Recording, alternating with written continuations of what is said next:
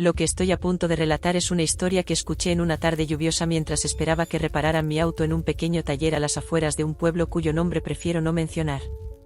Nunca imaginé que un simple pinchazo en la carretera me llevaría a conocer uno de los secretos más oscuros y perturbadores de la región.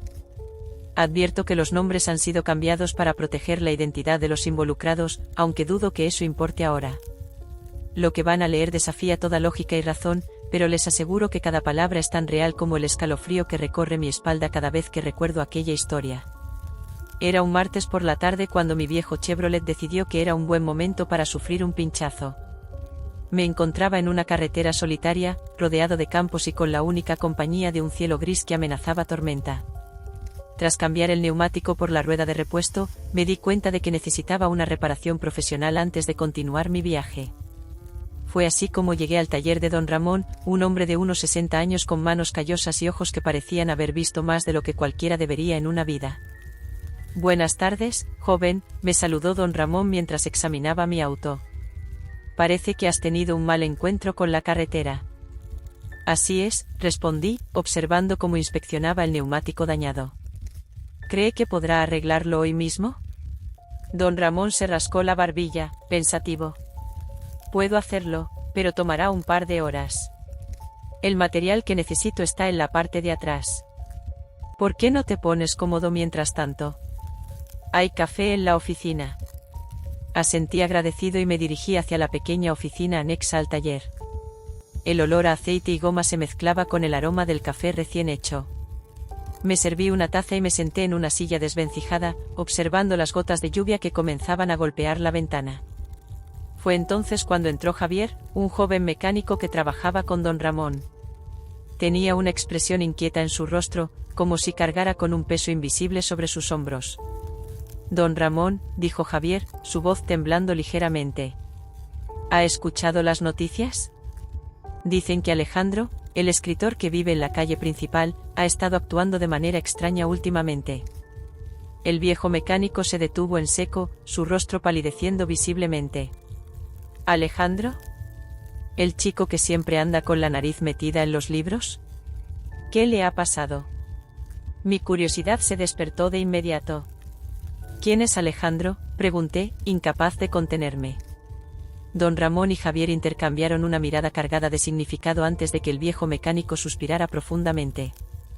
«Muchacho», comenzó don Ramón, sentándose frente a mí con una expresión sombría, «Alejandro es un joven escritor que se mudó a nuestro pueblo hace unos meses. Parecía un chico normal, siempre en busca de inspiración para sus historias. Pero hace unas semanas, algo cambió en él». Javier asintió, acercándose más. «Mi hermana trabaja en la librería del pueblo. Dice que Alejandro compró un libro viejo y extraño hace un mes. Desde entonces, no ha sido el mismo». «¿Un libro?», pregunté, intrigado. «¿Qué tiene de especial ese libro?». Don Ramón se inclinó hacia adelante, bajando la voz como si temiera ser escuchado por oídos invisibles. «No es un libro cualquiera, muchacho. Dicen que es un libro maldito, un manuscrito que nunca debió ver la luz del día». Un escalofrío recorrió mi espalda mientras escuchaba.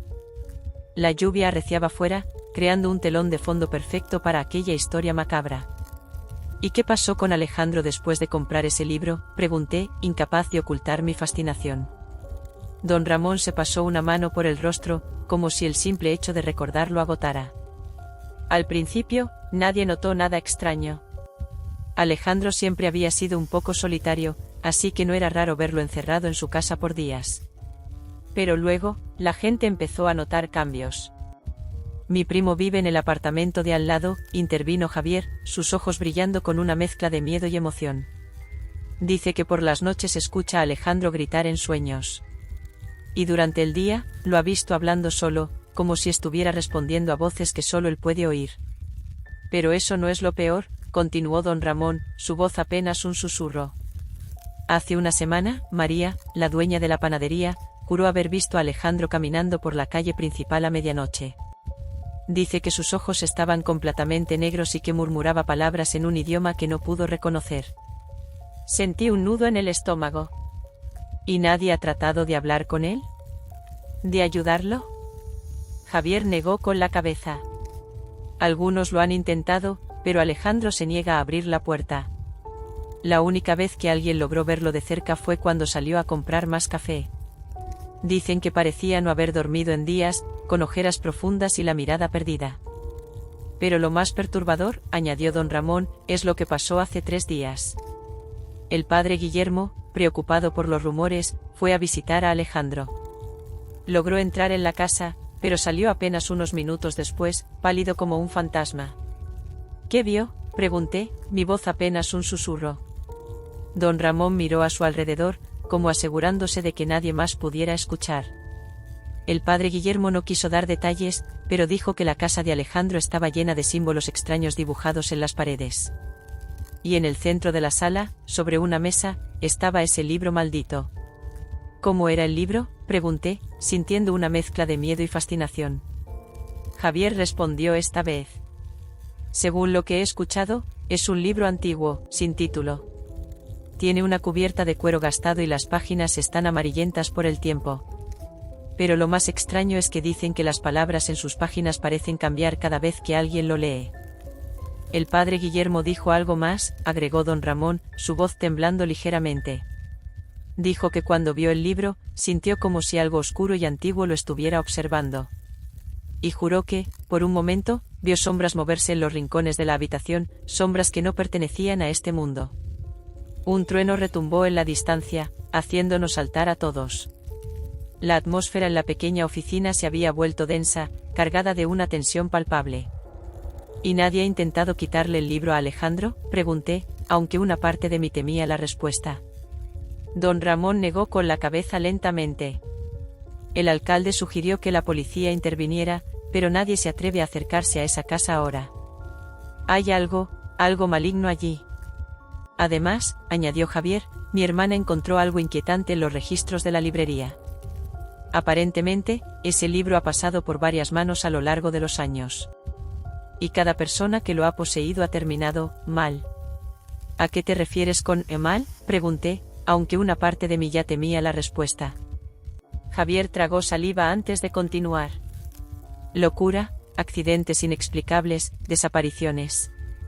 Es como si el libro trajera consigo una maldición. Don Ramón asintió solemnemente. Hay quienes dicen que el libro fue escrito por un hombre que hizo un pacto con fuerzas oscuras. Dicen que cada palabra en sus páginas es un portal a otro mundo, un mundo de pesadillas y horror. El silencio cayó sobre nosotros, solo interrumpido por el golpeteo constante de la lluvia contra el techo del taller. Mi mente daba vueltas, tratando de procesar aquella historia increíble. ¿Y ahora qué pasará con Alejandro?, pregunté finalmente, rompiendo el silencio. Don Ramón sacudió la cabeza con pesar. Solo Dios lo sabe, muchacho. Algunos en el pueblo hablan de llamar a un exorcista, otros de quemar la casa con el libro dentro. Pero todos temen que sea demasiado tarde, que Alejandro ya haya cruzado un punto sin retorno. En ese momento, un trueno particularmente fuerte sacudió el taller, haciendo que las luces parpadearan. Por un instante, en la oscuridad momentánea, me pareció ver una sombra moverse en el rincón de la oficina, una forma inhumana que desapareció tan rápido como había aparecido. Don Ramón se levantó, murmurando algo sobre volver al trabajo. Javier lo siguió, dejándome solo con mis pensamientos y una taza de café frío. Pasaron las horas, y la lluvia no daba tregua. Mientras esperaba que terminaran con mi auto, no pude evitar pensar en Alejandro y ese libro misterioso. ¿Qué secretos guardaban esas páginas amarillentas? ¿Qué horrores había desatado en nuestro mundo? Finalmente, cuando el cielo comenzaba a oscurecer, don Ramón me informó que mi auto estaba listo. Pagué la reparación y me preparé para partir, pero algo me detuvo en la puerta del taller. Don Ramón, dije, volviéndome hacia el viejo mecánico. ¿Dónde vive exactamente Alejandro? El hombre me miró con una mezcla de sorpresa y preocupación. No estarás pensando en ir allí, ¿verdad, muchacho? Negué con la cabeza, aunque ni yo mismo estaba seguro de mis intenciones. Solo curiosidad. Don Ramón suspiró profundamente antes de responder. Vive en la calle principal, en la casa de ladrillo rojo con las persianas cerradas. Pero te advierto, nada bueno sale de meterse en esos asuntos. Asentí, agradeciendo la información, y salí al estacionamiento donde mi auto me esperaba. La lluvia había amainado, dejando tras de sí un aire fresco y cargado de electricidad. Mientras me alejaba del taller, no pude evitar mirar hacia la calle principal, preguntándome qué secretos guardaba aquella casa de ladrillo rojo. Lo que sucedió después desafía toda explicación lógica. Impulsado por una curiosidad que no puedo justificar, decidí pasar por la casa de Alejandro antes de salir del pueblo. La calle principal estaba desierta, las farolas proyectando sombras largas y distorsionadas sobre el pavimento mojado. Finalmente, vi la casa. Era tal como don Ramón la había descrito: ladrillo rojo, persianas cerradas, un aire de abandono que parecía envolverla como una mortaja. Me detuve frente a ella, el motor de mi auto ronroneando suavemente en el silencio de la noche. Fue entonces cuando lo vi. Una figura se movió detrás de una de las ventanas, apenas visible a través de las persianas entrecerradas. Por un momento, creí ver el rostro de un hombre joven, demacrado y con ojos hundidos.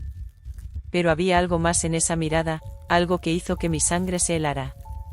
Sus ojos parecían completamente negros, como pozos sin fondo que amenazaban con tragarme.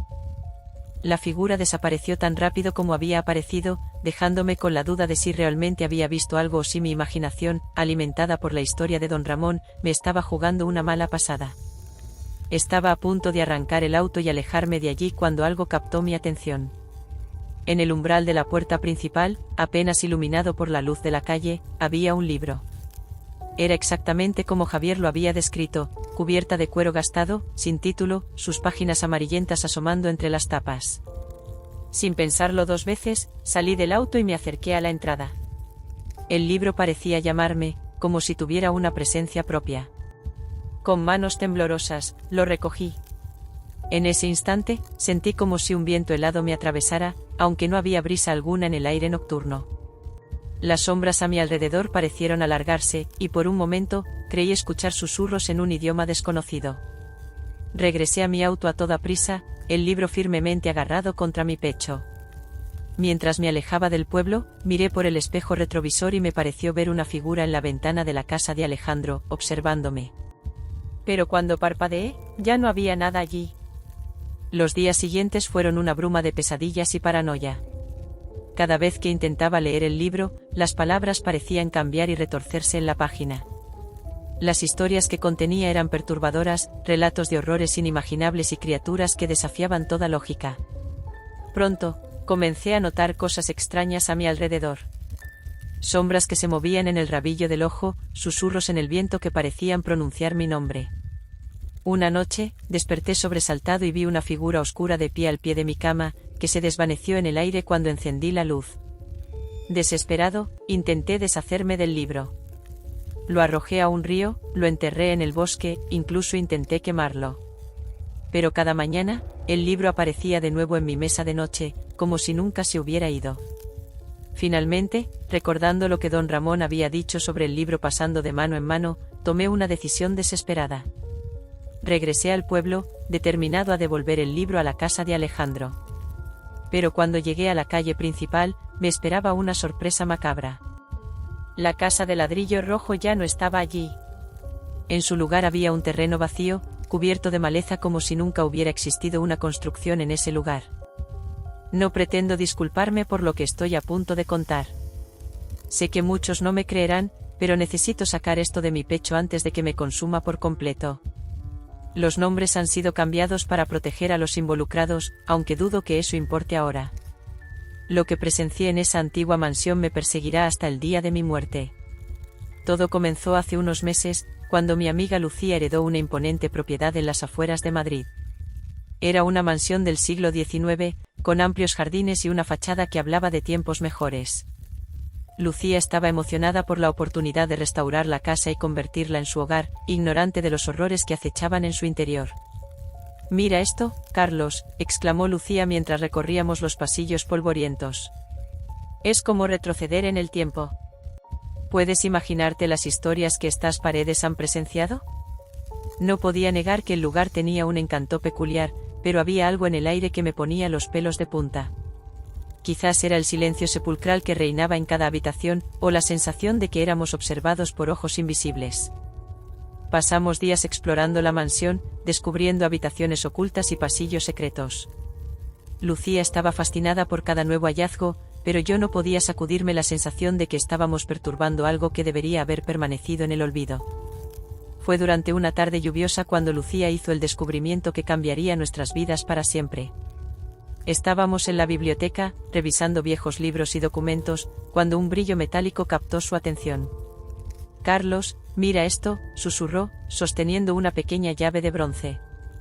Estaba escondida detrás de este libro de poesía. La llave era antigua y estaba cubierta de una fina capa de óxido. En su mango, se podían distinguir unas iniciales grabadas, AM. «¿Crees que sea la llave del sótano?», preguntó Lucía con ojos brillantes de emoción. «Hemos intentado abrir esa puerta durante días». Quise advertirle, decirle que algunas puertas permanecen cerradas por una razón, pero la curiosidad pudo más que mi instinto de autopreservación. Nos dirigimos al sótano, nuestros pasos resonando en la escalera de madera que crujía bajo nuestro peso. La puerta del sótano era de roble macizo, ennegrecida por el tiempo y la humedad. Lucía insertó la llave en la cerradura y, con un chirrido que pareció atravesar siglos de silencio, la puerta se abrió. El olor a moho y decadencia nos golpeó como una bofetada. Lucía encendió su linterna, y el haz de luz reveló una escena que heló la sangre en mis venas. Docenas de figuras humanas nos observaban desde las sombras. Por un momento, creí que habíamos descubierto algún tipo de cripta macabra, pero la realidad era aún más perturbadora. Eran muñecos de cera, tan realistas que parecían a punto de cobrar vida. «Dios mío», susurró Lucía, su voz temblando. Es hermoso y aterrador al mismo tiempo». Los muñecos estaban dispuestos en poses naturales, como si hubieran sido congelados en medio de una conversación o una actividad cotidiana. Había hombres, mujeres e incluso niños, todos vestidos con ropas de épocas pasadas. Pero lo que más me inquietó fueron sus ojos. Eran demasiado realistas, con una profundidad y una expresión que ningún artista debería ser capaz de capturar en cera. Algunos parecían mirar directamente hacia nosotros, con una intensidad que me hizo retroceder instintivamente. «Lucía, creo que deberíamos irnos», dije, tomándola del brazo. Pero ella estaba fascinada, acercándose a cada figura para examinarla de cerca. «Mira el detalle en sus rostros, Carlos. Es como si pudiera sentir sus emociones. ¿Quién habrá creado estas obras maestras?». Pasamos horas en ese sótano, Lucía tomando fotografías y notas, mientras yo luchaba contra el impulso de salir corriendo. Cuando finalmente subimos, la noche había caído sobre la mansión. Esa noche, no pude dormir. Cada vez que cerraba los ojos, veía esos rostros de cera mirándome fijamente. Y cuando el sueño finalmente me venció, mis pesadillas estuvieron plagadas de figuras que se movían en las sombras, sus pasos de cera resonando en pasillos interminables. A la mañana siguiente, Lucía estaba aún más entusiasmada. «Carlos, tenemos que investigar más sobre estos muñecos. Debe haber algún registro, alguna pista sobre su creador». Pasamos los siguientes días sumergidos en la historia de la mansión. Descubrimos que había pertenecido a un tal Alejandro Mendoza, un artista excéntrico que vivió a finales del siglo XIX.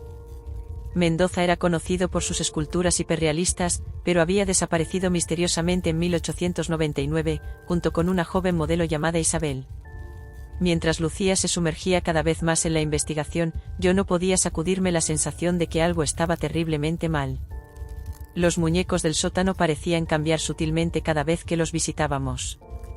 Una mano que antes estaba en el regazo de una figura ahora descansaba sobre su rodilla. La expresión de un niño de cera que antes sonreía ahora parecía llorar. «Lucía, ¿no notas nada extraño en los muñecos?», pregunté una tarde, mientras examinábamos una figura particularmente inquietante de una mujer en un vestido de novia. «¿A qué te refieres?», respondió ella, distraída por un viejo diario que había encontrado entre los pliegues del vestido. «Es como si se movieran cuando no los estamos mirando». Lucía me miró con una mezcla de diversión y preocupación. «Carlos, creo que este lugar te está afectando. Son solo esculturas». Pero yo sabía que había algo más. Una noche, incapaz de dormir, decidí investigar por mi cuenta. Bajé al sótano con solo una linterna, determinado a descubrir la verdad detrás de esos muñecos inquietantes. El silencio era absoluto mientras recorría la habitación, mi luz bailando sobre los rostros inmóviles. Y entonces, lo escuché. Un susurro, tan suave que al principio creí que era mi imaginación. Pero se repitió, esta vez más claro. «Ayúdanos». Me giré bruscamente, mi corazón latiendo con fuerza. La voz parecía provenir de una figura en la esquina, una joven con un vestido del siglo XIX. Sus ojos, que antes miraban al vacío, ahora estaban fijos en mí. ¿Quién eres?, pregunté, mi voz apenas un susurro. Los labios de cera se movieron, formando palabras que helaron mi sangre. Isabel. Me llamo Isabel. Por favor, libéranos. Retrocedí, tropezando con otras figuras. Para mi horror, todas comenzaron a moverse, sus articulaciones de cera crujiendo mientras se giraban hacia mí. Sus voces se alzaron en un coro de súplicas y lamentos. Nos atrapó. Nuestras almas están prisioneras. El artista nos maldijo. Corrí hacia la puerta, pero estaba cerrada. Golpeé y grité, rogando que Lucía me escuchara.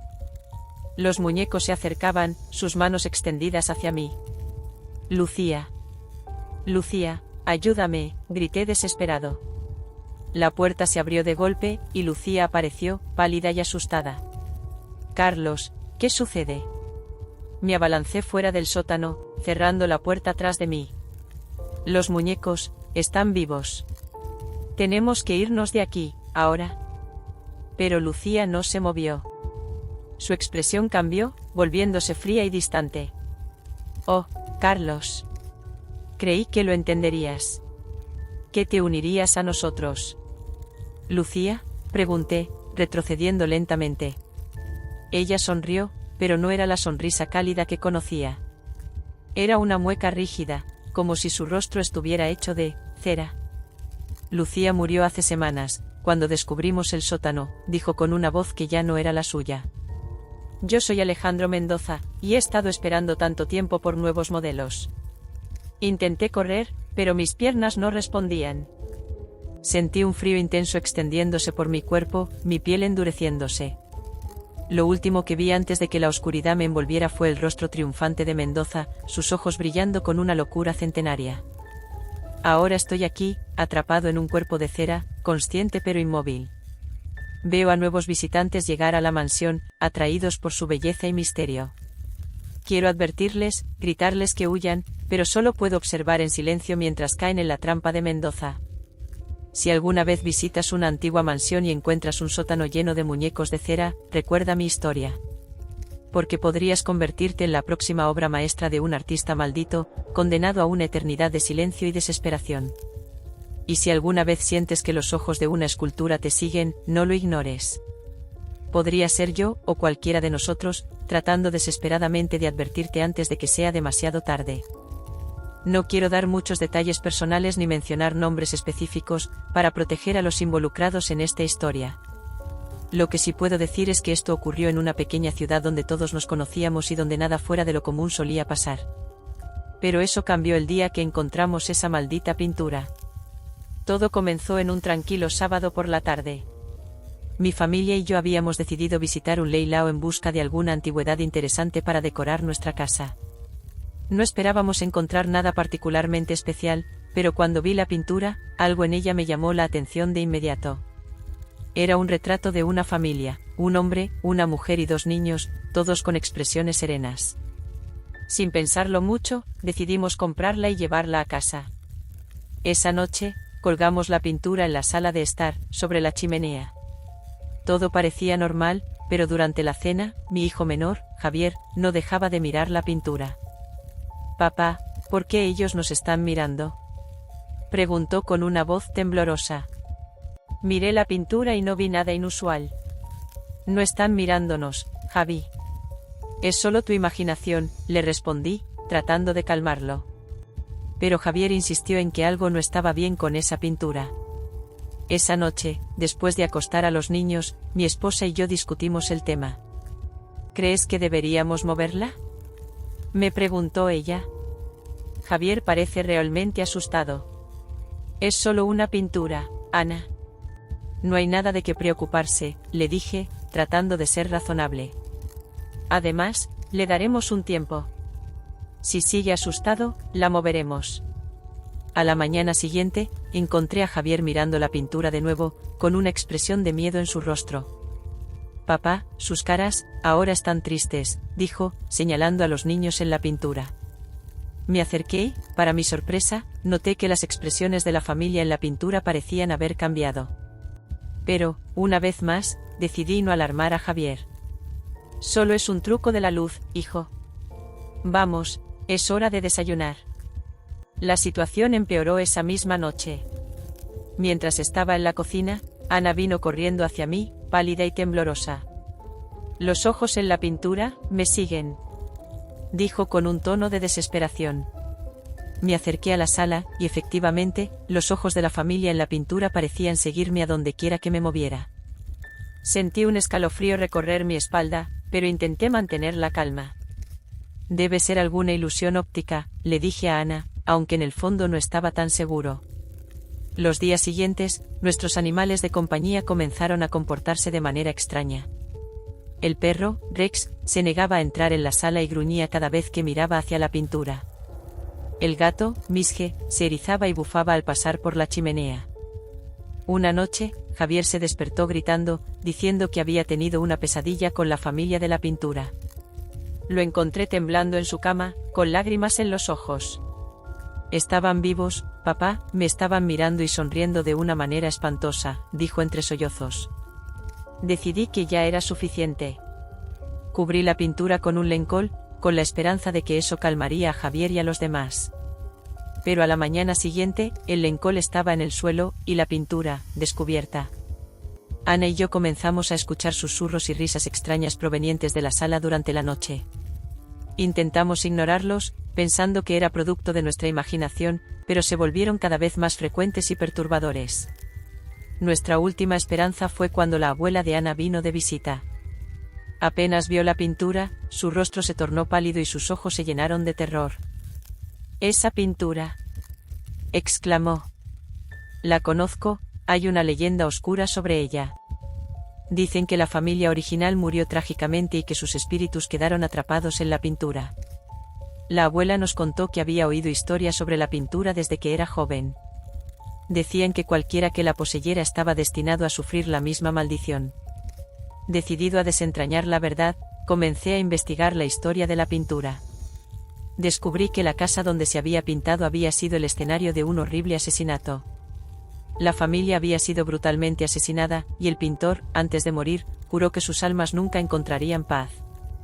Esa noche, la pintura apareció con manchas de sangre que no estaban allí antes. La situación se estaba volviendo insostenible, y decidimos deshacernos de la pintura. La llevamos a un basurero lejos de nuestra casa y la arrojamos allí. Pero a la mañana siguiente, la pintura estaba de nuevo en nuestra sala, colgada en el mismo lugar. Intentamos quemarla, pero las llamas no parecían afectarla. Intentamos enterrarla, pero siempre volvía. Desesperados, llamamos a un sacerdote para que bendijera la casa y realizara un exorcismo. El sacerdote, al ver la pintura, se persignó y comenzó a rezar. «Esto es obra del demonio», dijo. «Necesitamos mucha fe para enfrentar esta maldición».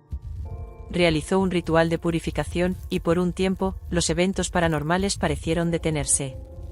Pero solo fue un respiro momentáneo. Una noche, mientras estábamos cenando, escuchamos un fuerte golpe en la sala. Corrimos para ver qué había pasado y encontramos la pintura en el suelo, con las imágenes de la familia en una expresión de ira y desesperación. La abuela sugirió que buscáramos la ayuda de un chamán. Vino un hombre mayor, con una mirada sabia y una voz serena.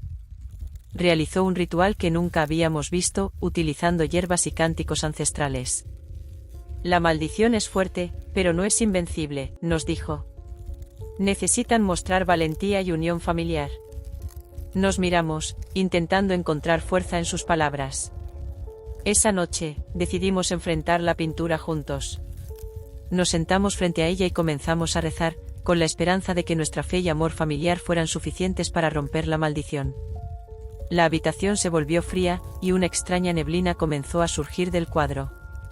Las figuras en la pintura empezaron a moverse, sus expresiones cambiando a algo aún más siniestro. Sentimos una presencia oscura envolviéndonos, y los susurros se volvieron gritos. «No nos pueden ganar», grité, tomando las manos de Ana y Javier. La neblina se disipó de repente, y las figuras de la pintura quedaron congeladas en una mueca de terror. Sentimos una liberación, como si un gran peso se hubiera levantado de nuestros hombros. Pero esa sensación de alivio fue breve. Esa noche, la pintura volvió a cambiar. Las figuras desaparecieron y en su lugar apareció un mensaje escrito con sangre: «Nunca escaparán».